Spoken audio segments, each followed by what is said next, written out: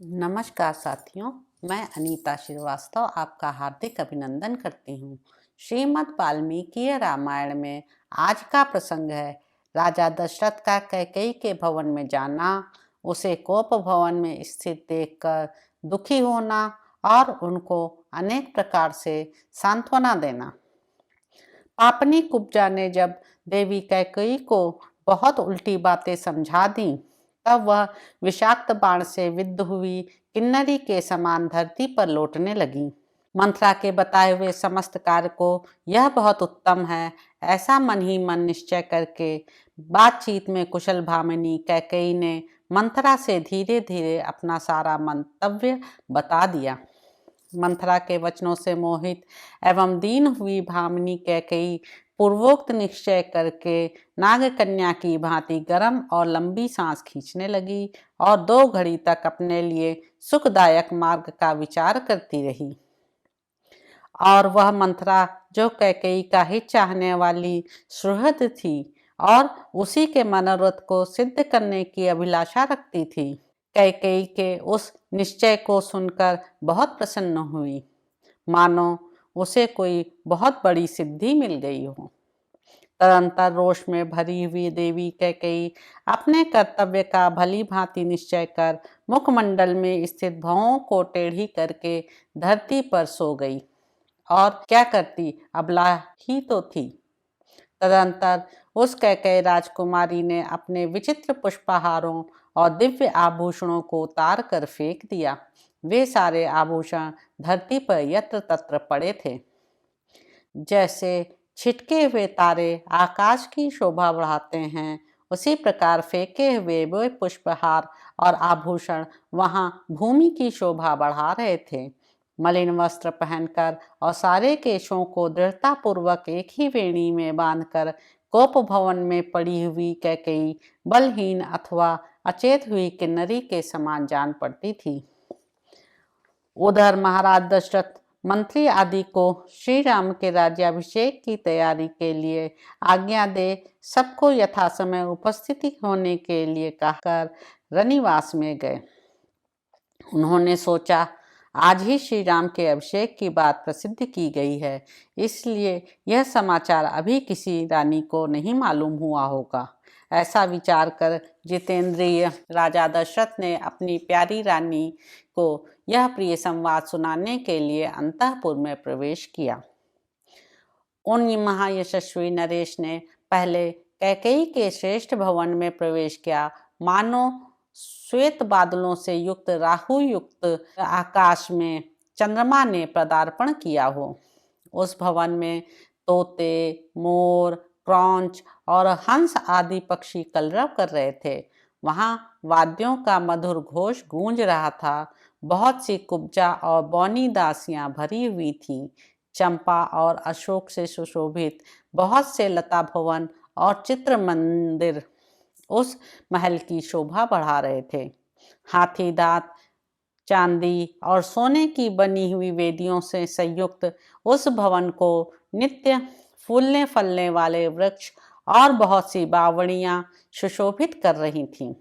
उसमें हाथी दांत, चांदी और सोने के बने हुए उत्तम सिंहासन रखे गए थे। नाना प्रकार के अन्न, पान और भांति भांति के भक्ष्य भोज्य पदार्थों से वह भवन भरा पूरा था। बहुमूल्य आभूषणों से संपन्न कैकेयी का वह भवन स्वर्ग के समान शोभा पा रहा था। अपने उस समृद्धिशाली अंतःपुर में प्रवेश करके महाराज राजा दशरथ ने वहां की उत्तम शैया पर रानी कैकेयी को नहीं देखा। काम बल से संयुक्त वे नरेश रानी की प्रसन्नता बढ़ाने की अभिलाषा से भीतर गए थे।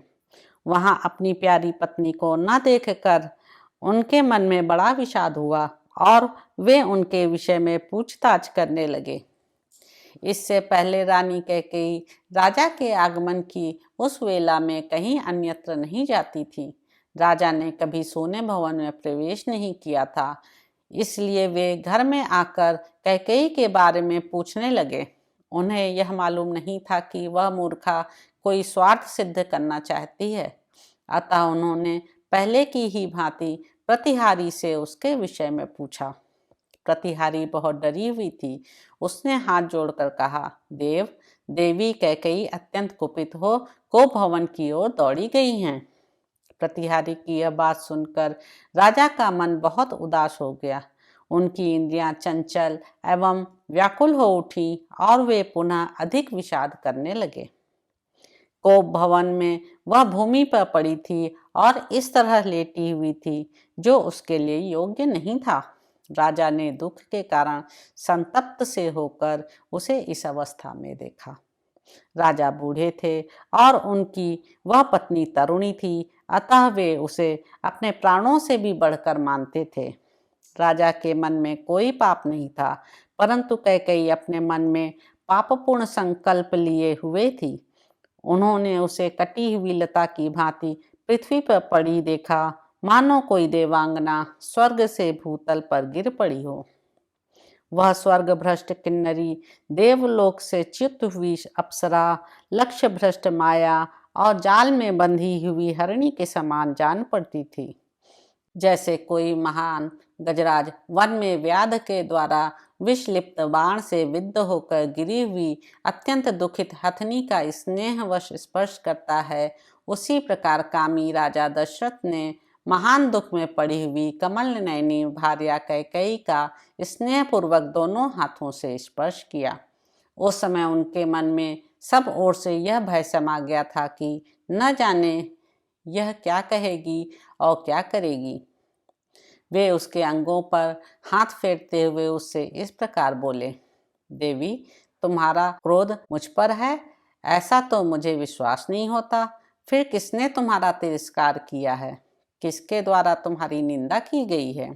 कल्याणी, तुम जो इस तरह मुझे दुख देने के लिए धूल में लौट रही हो, इसका क्या कारण है? मेरे चित्त को मत डालने वाली सुंदरी, मेरे मन में तो सदा तुम्हारे कल्याण की ही भावना रहती है। फिर मेरे रहते हुए तुम किस लिए धरती पर सो रही हो? जान पड़ता है तुम्हारे चित्त पर किसी पिशाच ने अधिकार कर लिया है। भामिनी, तुम अपना रोग बताओ। आज किसका प्रिय करना है, यह किसने तुम्हारा अप्रिय किया है? तुम्हारे किस उपकारी को आज प्रिय मनोरथ प्राप्त हो, अथवा किस अपकारी को अत्यंत अप्रिय कठोर दंड दिया जाए। देवी, तुम न रो, अपने देह को ना सुखाओ। आज तुम्हारी इच्छा के अनुसार किसी अवध्य का वध किया जाए, अथवा किस प्राणदंड पाने योग्य अपराधी को भी मुक्त कर दिया जाए। किस दरिद्र को धनवान और किस धनवान को कंगाल बना दिया जाए। मैं और मेरे सभी सेवक तुम्हारी आज्ञा के अधीन हैं। तुम्हारे किसी भी मनोरथ को मैं भंग नहीं कर सकता, उसे पूरा करके ही रहूंगा, चाहे उसके लिए मुझे अपने प्राण ही क्यों ना देने पड़े। अतः तुम्हारे मन में जो कुछ है उसे स्पष्ट कहो। अपने बल को जानते हुए भी तुम्हें मुझ पर संदेह नहीं करना चाहिए। मैं अपने सत्कर्मों की शपथ कहकर कहता हूँ, जिससे तुम्हें प्रसन्नता हो वही करूँगा। जहाँ तक सूर्य का चक्र घूमता है, वहाँ तक सारी पृथ्वी मेरे अधिकार में है। द्रविड़, सिंधु, सौवीर, सौराष्ट्र, दक्षिण भारत के सारे प्रदेश तथा अंग, बंग, मगध, मत्स्य, काशी और कौशल, इन सभी समृद्धिशाली देशों पर मेरा आधिपत्य है। कैकेयी राजनंदिनी, उसमें पैदा होने वाले भांति भांति के द्रव्य, धन, धान्य और बकरी, भेड़ आदि जो भी तुम मन से लेना चाहती हो, मुझसे मांग लो। भीरू, इतना क्लेश उठाने प्रयास करने की क्या आवश्यकता है? शोभने, उठो उठो। कैकेयी, ठीक ठीक बताओ, तुम्हें किससे कौन सा भय प्राप्त हुआ है? जैसे अंशुमाली सूर्य कोहरा दूर कर देते हैं, उसी प्रकार मैं तुम्हारे भय का सर्वथा निवारण कर दूंगा। राजा के ऐसे कहने पर कैकेयी को कुछ सांत्वना मिली। अब उसे अपने स्वामी से वह अप्रिय बात कहने की इच्छा हुई। उसने पति को और अधिक पीड़ा देने की तैयारी की। तो इस प्रकार साथियों, अयोध्या कांड में निहित 10वां सर्ग यहाँ पर पूरा होता है। आशा है आपको यह प्रसंग अच्छा लगा होगा। मेरे चैनल को लाइक करें, शेयर करें, सब्सक्राइब करें। धन्यवाद दोस्तों।